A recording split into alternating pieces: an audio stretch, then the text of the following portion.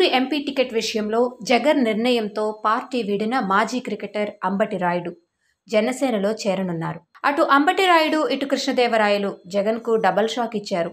ఇరువురు కూడా జగన్ నిర్ణయంతో గట్టిగా విభేదించి నడి మధ్యలో వదిలేశారు. ఈ ఇరువురు ధిక్కారానికి కారణం ఒకే ఎంపీ సీటు.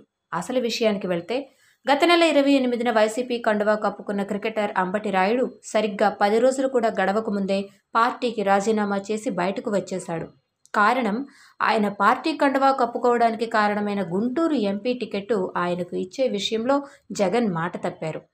నిజానికి అంబటి రాయుడు చాలా కాలం నుంచి కూడా గుంటూరు నుంచి లోక్సభకు పోటీ చేయాలని ఎంతగానో ఆశిస్తున్నారు.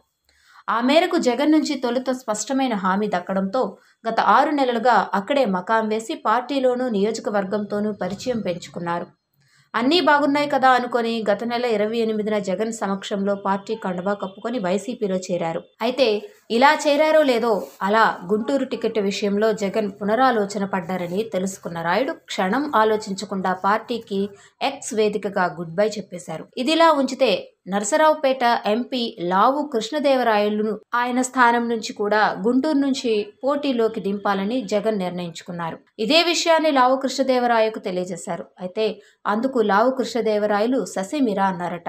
తాను నియోజకవర్గం మారే ప్రశ్నే లేదని, అవసరమైతే పోటీకి దూరంగా ఉంటానని తెగేసి చెప్పినట్లు సమాచారం. సో గుంటూరు లోక్సభ నియోజకవర్గం విషయంలో ఒకేసారి జగన్ తీసుకున్న నిర్ణయం కారణంగా అంబటి రాయుడు, లావు కృష్ణదేవరాయలు జగన్పై తీవ్ర అసంతృప్తి వ్యక్తం చేశారు.